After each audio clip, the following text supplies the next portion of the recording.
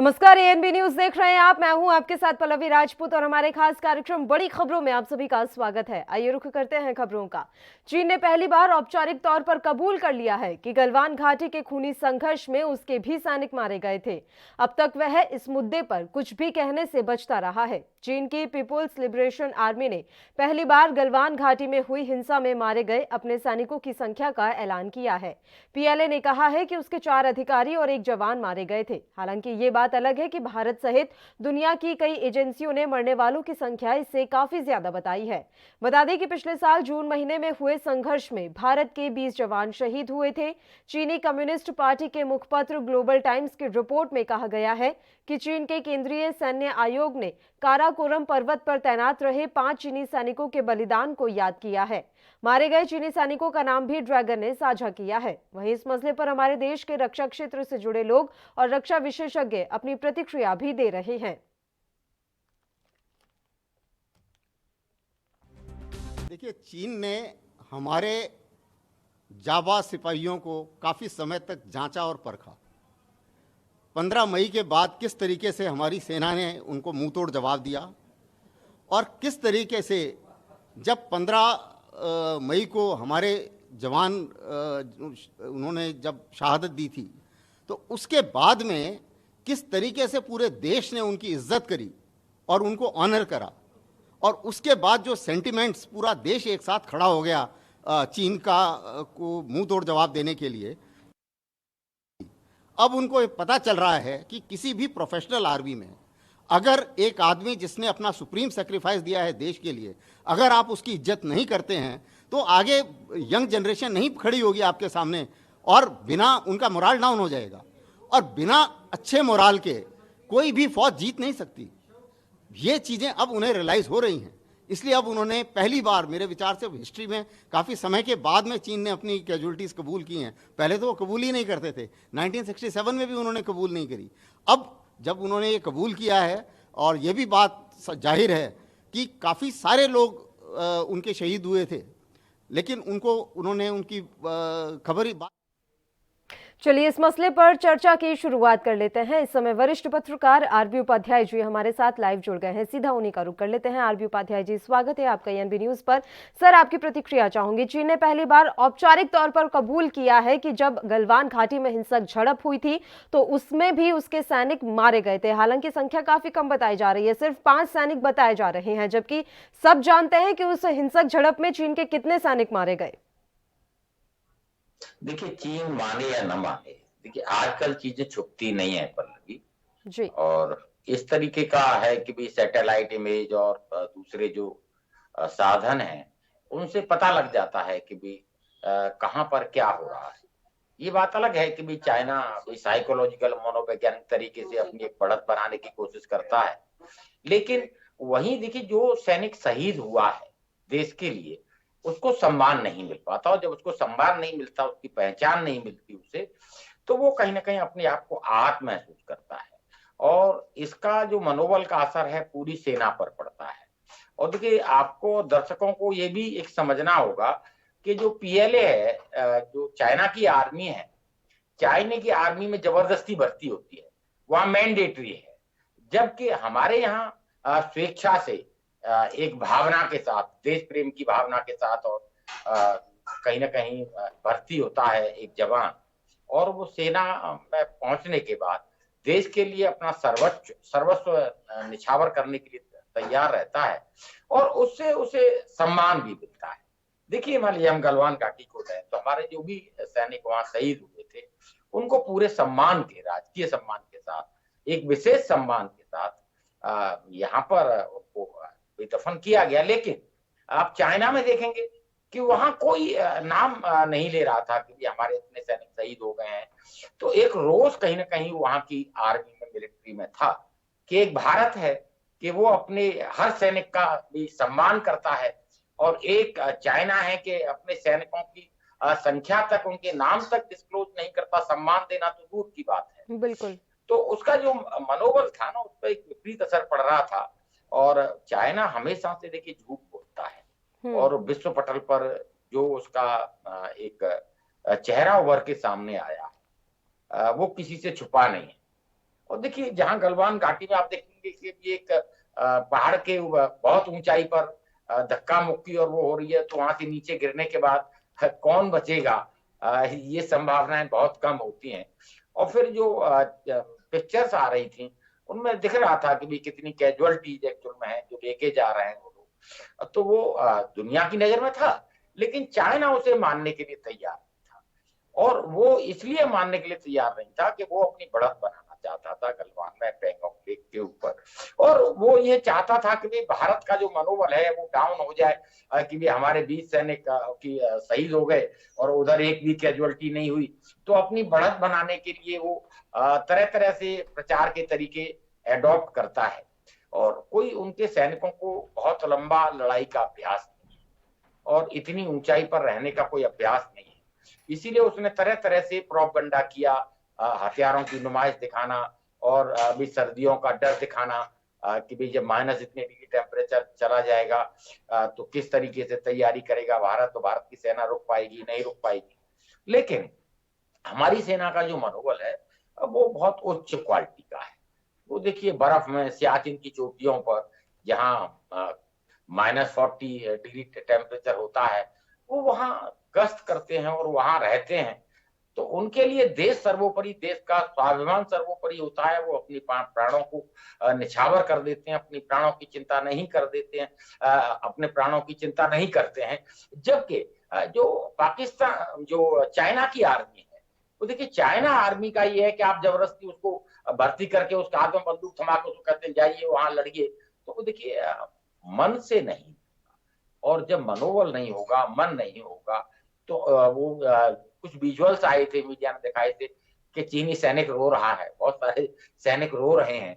तो वो जब विपरीत परिस्थितियों में काम करते हैं, बिना इच्छा शक्ति के काम करते हैं, तो इस तरह का सिनेरियो देखने को मिलता है। बिल्कुल सर, एक बड़ी बात यह है कि आज एक वीडियो भी जारी किया गया है चीन की तरफ से और इस वीडियो में साफ नजर आ रहा है कि डंडों से लैस दोनों देशों के सैकड़ों सैनिक आमने सामने लड़ते नजर आ रहे हैं। वहीं इस जो चीन की सरकारी मीडिया है, इस वीडियो को दिखाकर ये कहा गया है कि आप वीडियो में देख सकते हैं कि भारत ने कोशिश की है चीन के क्षेत्र पर आधिपत्य जमाने की, चीनी क्षेत्र पर कब्जा करने की। तो क्या समझा जाए, अभी भी लगा पड़ा है चीन इस फिराक में कि किसी भी तरीके से उस गलवान घाटी में जो हिंसक झड़प हुई है उसका जिम्मेदार भारत को ठहरा दिया जाए?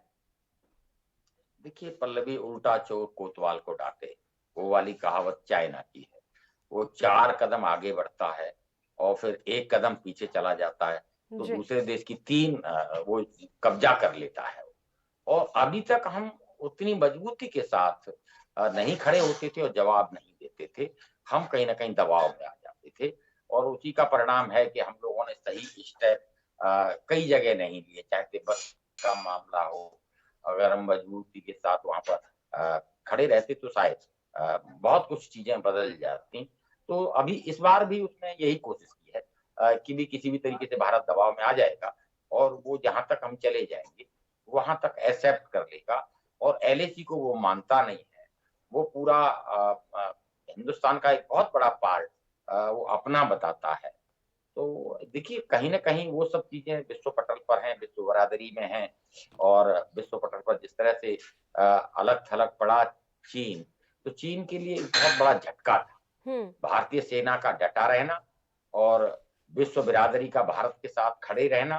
तो वो अलग-थलग जब अपना अकेला पड़ा था, तो उसे ये रियलाइज हुआ कि भी हम जो आर्थिक शक्ति अर्जित करना चाहते हैं और हम जो दादागिरी करते हैं उसके दम पर हम कहीं न कहीं भी विश्व में एक ताकत बन के उभरना चाहते हैं।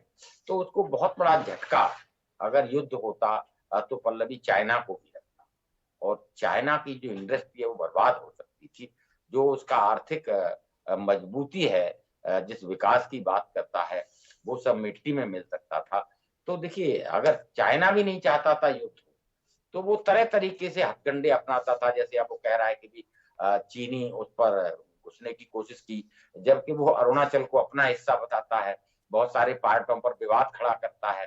तो वो देखिए उसकी नीतियां किसी से छुपी नहीं है और जितने पड़ोसी देश हैं सबके साथ, ज्यादातर के साथ उसका एक्चुअल में भी सीमा विवाद है और विस्तारवादी जो नीति है उसकी वो किसी से छुपी नहीं है। और देखिए यहाँ तक है कि अंतर्राष्ट्रीय पंचायत का फैसला जब समुद्र के उसमें आया, समुद्री सीमा, तो उसने नहीं माना। दुनिया ने पूरी कोशिश की। तो एक सरदर्द बनता चला जा रहा है चीन, ये विश्व समुदाय समझ चुका है और इसीलिए उस पर तरह-तरह की बंदिशें, और कोरोना के बाद तो उसका जो चेहरा है वो और ज्यादा विकृत हुआ है।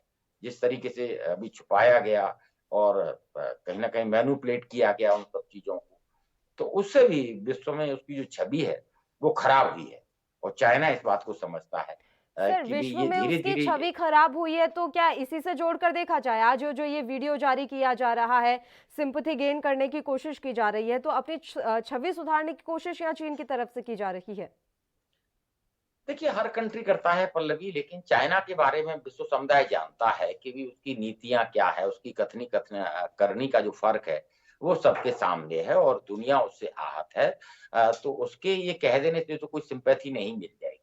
हम्म। दुनिया जानती है कि भारत अपनी संप्रभुता के लिए बिल्कुल अड़िग है और वो कहीं किसी दूसरे देश पर कब्जा या किसी की भूमि पर कब्जा नहीं करता है। लेकिन कोई दूसरा अगर ये चाहे कि भी भारत की भूमि पर कब्जा कर लेगा या इंक्रोचमेंट करेगा, तो भारत 1962 वाला भारत नहीं है। ये बात चाइना को भी समझ में आती है और हमारे जो सैनिक हैं भी 1962 में भी आप देखेंगे जब चाइना के साथ युद्ध हुआ, तो बिना रसद के, बिना सूट के, बिना जूतों के, तो वो जो मनोबल है, वो मनोबल इच्छा शक्ति से के साथ और देश प्रेम की भावना के साथ आता है। तो देखिए, वो इच्छा शक्ति आप सोचें कि भाई चाइना की आर्मी में आ जाएगी, तो वो उसका बहुत बड़ा अभाव है। और देखिए, कोई भी युद्ध जीता जाता है तो हथियारों से नहीं, मनोबल से जीता जाता है, स्ट्रेटेजी से जीता जाता है। तो भारतीय सेना का जो मनोबल है उसके सामने चीनी सैनिक कहीं नहीं टिकते हैं। और ये बहुत पहले से जब चाइना वहां आया और उसने अपना डिप्लॉयमेंट किया और जिस तरीके से अस्त्र शस्त्रों की नुमाइश की, तो वो तभी दिखने लगा था कि भी वो एक स्ट्रेटेजी के तहत एक दबाव बनाने की कोशिश कर रहा था। अब जैसा वो विश्व पटल को दिखाना चाहता है कि भी भारत ने घुसपैठ की और भारत ने हमारी सीमा में आके हमारे सैनिकों को मारा, वो गलत है। वो किसी से छुपा नहीं है, वो भारत का एरिया था। अब देखिए, वो फिंगर 8 तक आप देखेंगे वहां से लेके और 4 तक आ जाता है और वो कहता है नहीं, अब इससे पीछे चले जाओ। तो देखिए, कहां तक आज बहुत दबलिए हैं, हमने बहुत कहीं ना कहीं संतोष किया है और बहुत सारा भूभाग हमने अभी चाइना ने हमारा कब्जा किया है। तो भारत अब उन सब चीजों को बर्दाश्त नहीं कर सकता, कहीं ना कहीं मजबूती से जवाब दे रहा है, मजबूती के साथ खड़ा है। और चाइना धैर्य की परीक्षा में कहूंगा लेना चाहता था, लेकिन भारत का धैर्य ने जवाब नहीं दिया, मजबूती के साथ खड़ा रहा। तो लास्ट में उसे वापस जाना पड़ा और उसको ये एक्सेप्ट भी करना पड़ा कि यहाँ हमारे भी 4-5 सैनिक वहां पर शहीद हुए हैं, जबकि संख्या इससे कहीं ज्यादा है। और जो वीडियो दिखाया गया वो भी पूरा नहीं है, वो 3 मिनट का वीडियो है, लेकिन उसमें से कुछ सेकंड का वीडियो ही दिखाया गया। नहीं, बिल्कुल ये बात सही है। वो वीडियो जो है वो काट काट कर बनाया गया है, कुछ कुछ जो सीन्स हैं बस उनको जोड़ तोड़ कर वो वीडियो बनाकर जारी कर दिया गया है। तो उस वीडियो पर भी पूरी तरह से भरोसा नहीं किया जा सकता। आरबी उपाध्याय जी, आप लगातार हमारे साथ जुड़े रहिए, आपसे चर्चा ऐसे ही जारी रहेगी। तो आपको बता दें कि आज चीन ने आखिरकार ये कबूल कर लिया है कि गलवान घाटी में हुई हिंसक झड़प में उसके भी सैनिक मारे गए थे। हालांकि सैनिकों की संख्या पर एक बार फिर से चीन की तरफ से झूठ बोला गया है। अगली खबर का रुख कर लेते हैं। लद्दाख में पेंगोंग लेक के दोनों छोरों से भारत और चीन की सेनाओं के पीछे हटने की प्रक्रिया पूरी हो गई है। सूत्रों से मिली जानकारी के अनुसार भारत और चीन अब देपसांग, हॉट स्प्रिंग्स और गोगरा से सेनाओं को पीछे हटने को लेकर सीनियर कमांडर स्तर की शनिवार को होने वाली 10वें दौर की वार्ता में चर्चा करेंगे। पेंगोंग झील के दक्षिण में चशुल के नजदीक मोल्डो में यह बैठक सुबह 10 बजे के करीब शुरू होगी। सेना के सूत्रों ने बताया कि चीन की सेना फिंगर 8 के पीछे चली गई है और भारत की सेना अपनी पुरानी वाली जगह यानी फिंगर 3 के पास आ चुकी है। 10 दिन पहले ही रक्षा मंत्री राजनाथ सिंह ने संसद में बताया था कि भारत और चीन उच्च हिमालय के टकराव वाले क्षेत्र से सैनिकों को पीछे हटाने पर राजी हुए हैं। उस समय एक वीडियो भी सामने आया था जिसमें भारत और चीनी सेना के टैंक लद्दाख में मौजूदा स्थिति से पीछे हटते दिखाई दे रहे थे। करीब 10 दिनों बाद अब यह प्रक्रिया पूरी हो सकी है। 14,000 फीट की ऊंचाई पर स्थित पेंगोंग त्सो झील के पास करीब साल भर तक तनावपूर्ण स्थिति के बाद अब दोनों तरफ से सेना पीछे हटना शुरू हो गई है। इस स्थिति की बहाली के लिए दोनों देशों के बीच कई दौर की सैन्य वार्ता और कूटनीतिक स्तर पर संवाद हुए हैं।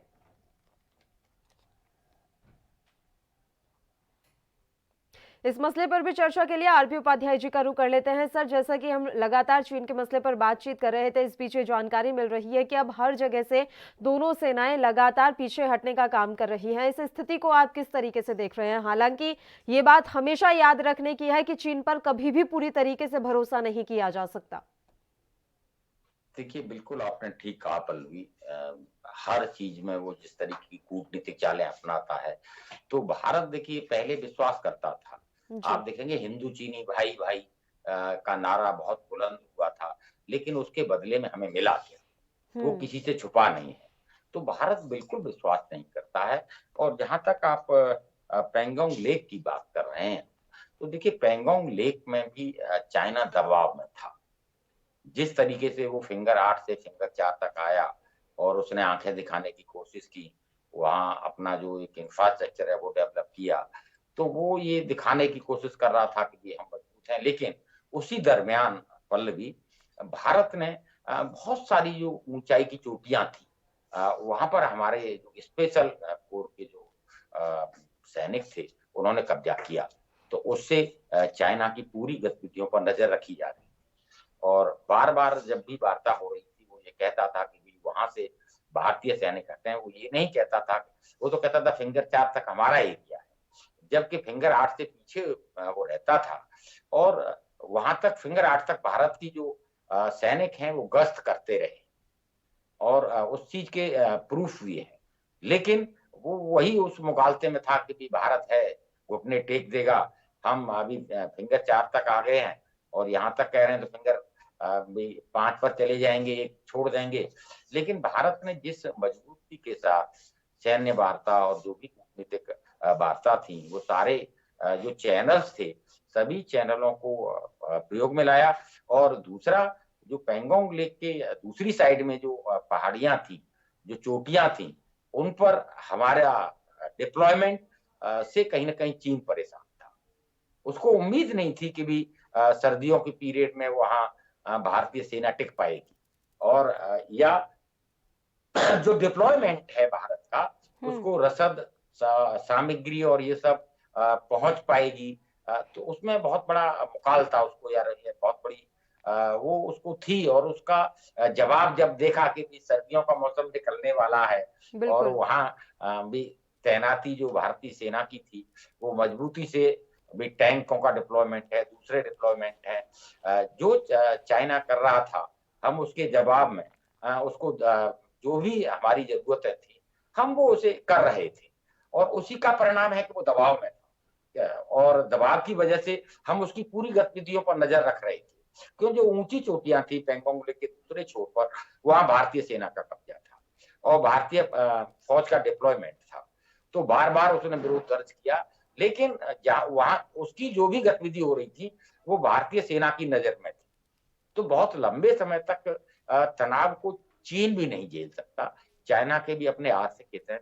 जिस तरीके से भारत में बॉयकॉट किया गया, बहुत सारे बैन लगाए गए, तो बहुत लंबे समय तक वहां की अर्थव्यवस्था भी, जो चाइना की अर्थव्यवस्था है, वो भी नहीं बर्दाश्त कर पा रही थी। तो बहुत सारी परिस्थितियां, उधर अंतरराष्ट्रीय दबाव, वो भी कहीं ना कहीं एक किरकिरी जो हो रही थी उसकी, उस सब से बचने के लिए अब उसने ये जो रास्ता अपनाया है, वो एक अच्छा रास्ता है। सही रास्ता यही होता है कि भारत जिस तरीके से दूसरे की भूमि पर कब्जा नहीं करता है, तो हम ये उम्मीद नहीं करते हैं कि हमारा कोई पड़ोसी देश हमारे किसी भूभाग पर आकर कब्जा करेगा और वहां आके डिप्लॉयमेंट करेगा, परमानेंट स्ट्रक्चर बनाएगा और हमको आंख दिखाएगा। तो अब भारत मजबूती के साथ उन सब चीजों का जवाब देता है। और बिल्कुल। जिस तरह से सर, एक चीज़ और है, अगर हम अपने देश की सियासत के बारे में बात कर लें, तो जो पीछे हट रहे हैं इस समय चीनी सैनिक, उसको लेकर कहा जाता रहा है कि जब सरकार कह रही थी कि हमारे क्षेत्र पर तो किसी ने कब्जा ही नहीं किया, तो अब ये सैनिक पीछे कहाँ से हट रहे हैं? मतलब अब इस बात पर भी कोई अभी जो है विश्वास करने के लिए तैयार नहीं है कि वहां से चीनी सैनिक पीछे हट रहे हैं। देश के अंदर ही जबरदस्त सियासत हो रही है, अभी सभी कश्मकश में चल रहा है कि इस समय वहां पर चल क्या रहा है, लद्दाख में हो क्या रहा है। देखिए, कुछ मसले ऐसे होते हैं पल्लवी, उन पर राजनीति नहीं होनी चाहिए। ये बात अलग है कि जब भी आप देखेंगे किसी भी देश के साथ युद्ध हुआ है, तो हमारे यहाँ पक्ष विपक्ष एक होकर और उसको जवाब देता रहा है। लेकिन कुछ मुद्दों पर राजनीति से देश की उस पर भी असर पड़ता है और देखिए कहीं न कहीं जो सैनिकों का मनोबल है, उस पर भी असर पड़ता है। लेकिन दोनों तरफ से देखिए सत्ता पक्ष को भी उसका राजनीतिकरण नहीं करना चाहिए और विपक्ष को भी उस पर राजनीति नहीं करना चाहिए। देखिए ये कहा गया था कि हमारा 1 इंच जमीन पर कब्जा नहीं किया गया, तो प्रश्न तो स्वाभाविक है उठेगा। जबकि ये सबके सामने था कि फिंगर 8 से फिंगर 4 तक चाइना आ गया है और उसने इंक्रोचमेंट किया है। तो देखिए चीजों को रखने का अपना एक तरीका होता है। तो विपक्ष भी कम से कम इन सब चीजों से दूरी बनाकर रखे और देखिए देश है तो हम सब हैं और देश का सम्मान ही हम सबका सम्मान है। अगर हम उस पर राजनीति करेंगे, सुरक्षा के मुद्दों पर राजनीति करेंगे या दूसरे मुद्दों पर राजनीति करेंगे, तो ये कहीं न कहीं गलत मैसेज जाता है। हमें जो भी सत्ता में है, उसकी भी ड्यूटी बनती है कि विपक्ष को विश्वास मिले और विपक्ष की भी ड्यूटी बनती है कि जो भी सत्ता में है, देखिए सत्ताएं आती जाती रहे। कल जो सत्ता में थे, आज विपक्ष में है, आज जो सत्ता में कल विपक्ष में होंगे, तो ये हमेशा परमानेंट नहीं होती सत्ता किसी, लेकिन देश परमानेंट है, सेना परमानेंट है। तो देखिए देश सर्वोपरि है और सेना का सम्मान सर्वोपरि है। हम जितना सहयोग कर सकते हैं देश के सम्मान में और सेना के सम्मान में, तो राजनीति से ऊपर उठकर इस पर हमें मनन और चिंतन करना चाहिए। देखिए हर देशवासी देश की सेना का सम्मान करता है और उन्हीं की वजह से हमारी सीमाएं महफूज हैं, तो हम आराम से चैन से सो पाते हैं और हम काम कर पाते हैं। तो देखिए वो लोग हैं जो विषम परिस्थितियों में भी देश के लिए अपना सर्वस्व या अपने प्राण न्यौछावर करने की और वहां रात दिन डटे रहते हैं, जहां आम आदमी का खड़ा होना मुश्किल होता है। बिल्कुल जी पल्लवी। बिल्कुल सर, आखिरी सवाल है। देखिए लगातार दोनों पक्षों के बीच में कई बार वार्ता हुई है, इस बीच शनिवार को एक बार फिर से वार्ता रखी गई है। इस वार्ता से क्या उम्मीद की जा सकती है? हालांकि अब जो तस्वीरें हम देख रहे हैं वो पुरानी वार्ताओं का ही नतीजा है। उस समय लग रहा था कि ये वार्ताएं विफल हो रही हैं, किसी नतीजे पर नहीं पहुंच पा रही हैं, पर अब लग रहा है कि नहीं, किसी ना किसी नतीजे पर तो ये पहुंची हैं। तो ऐसे में इन परिस्थितियों में कल होने वाली वार्ता को किस तरीके से आप देख रहे हैं? देखिए कोई भी रास्ता है बातचीत से ही निकलता है। बिल्कुल। युद्ध किसी भी समस्या का समाधान नहीं है, गोली किसी भी समस्या का समाधान नहीं है। इस बात को दोनों देश भली भांति समझते हैं और उसी का परिणाम है कि भले ही लोग निराश थे, हताश थे, भी बहुत सारे क्वेश्चंस उठ रहे थे, लेकिन वार्ता जारी रही और वार्ता जारी रही तो देखिए एक समाधान भी निकला है। तो मैं बिल्कुल ये उम्मीद करता हूं कि भविष्य में जिस तरह का एक मैकेनिज्म डेवलप हुआ है, ये मैकेनिज्म और मजबूत होगा और जो भी आपसी गिले शिकवे हैं वो दूर किए जा सकते हैं। तो सिर्फ बातचीत से ही दूर होने चाहिए। देखिए युद्ध किसी भी देश के, न भारत के हित में है और न चाइना के हित में है। भारत अब वो भारत नहीं है कि भी कोई भी आएगा और रौंद के चला जाएगा। भारत अब जवाब देना जानता है, खड़ा होना जानता है। और देखिए चाइना का जहां तक प्रश्न है पल्लवी, तो चाइना को अगर कोई टक्कर दे सकता है तो वो भारत ही है। और भारत जिस तरह से विकास कर रहा है तो कहीं ना कहीं एक प्रतिस्पर्धा भी है। आप देखेंगे जब ये कोरोना काल के बाद में विश्व पटल जब अलग हुआ तो ये उम्मीद की जा रही थी कि बहुत सारी इंडस्ट्री वहां से शिफ्ट करेंगी और जो अपने प्रोडक्शन है वो चाइना में न करके भारत में करेंगे और भारत में बहुत बड़ा पूंजी निवेश होगा, नए उद्योग लगेंगे और यहाँ रोजगार पैदा होंगे, तो भारत कहीं ना कहीं तरक्की करेगा। तो एक वो भी रीजन था। तो चाइना ने एक मैसेज दिया कि भाई, एक मैसेज चला गया कि भाई वहां जिस तरीके से झड़पें हुई, 20 सैनिक हमारे शहीद हुए, तो विश्व में एक मैसेज गया कि भाई वहां युद्ध हो सकता है। तो बहुत सारा जो पूंजी निवेश था या जो मैन्युफैक्चर थे जो भारत में अपना यूनिट लगाना चाहते थे, चाइना से अपनी यूनिट भारत में शिफ्ट करना चाहते थे, उसको भी कहीं ना कहीं धक्का लगा। ये बात अलग है कि अब समझौता।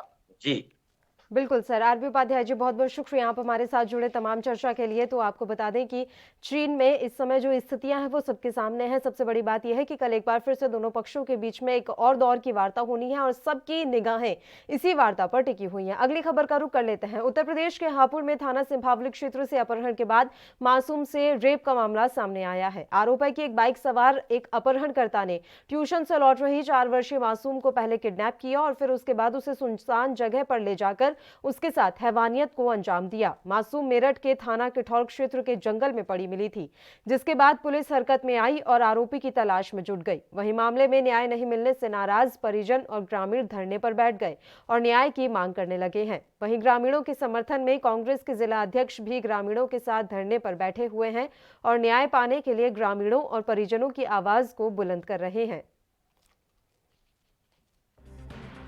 देखिए, कल शाम 4 बजे एक 4 साल की बच्ची का अपहरण हुआ है और समाचार पत्रों में भी आ गया है कि उस बच्ची के साथ में रेप हुआ है।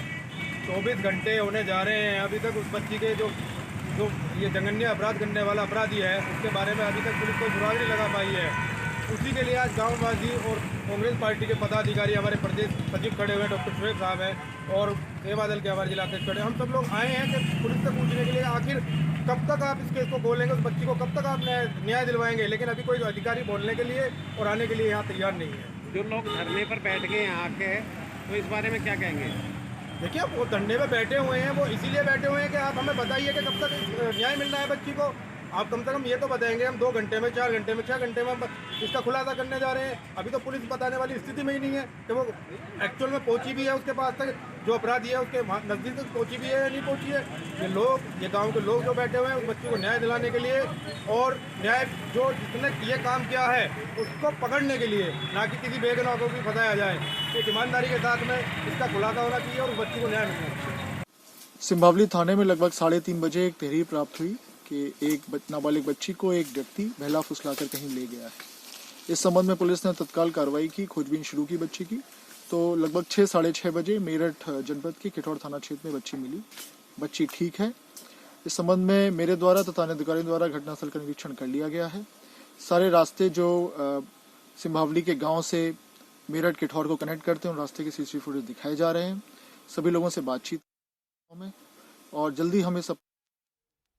और इस खबर पर तमाम जानकारी देने के लिए हमारे संवाददाता श्याम कौशिक इस समय फोन लाइन पर जुड़ गए हैं। श्याम, आपसे पूरी जानकारी हम इस मसले पर चाहेंगे। 4 साल की बच्ची के साथ दुष्कर्म की वारदात को अंजाम दिया गया है। जी पल्लवी, आपको बता दें, थाना सिंभावली क्षेत्र की घटना है जहां पर 4 साल की मासूम अपनी बहनों के साथ ट्यूशन से लौट रही थी। तभी अचानक एक बाइक सवार युवक आता है और उसे अपहरण करके ले जाता है। अपहरणकर्ता उसे कहाँ छोड़ के चले जाता है तो उसके परिजन उसको जब इसकी घटना की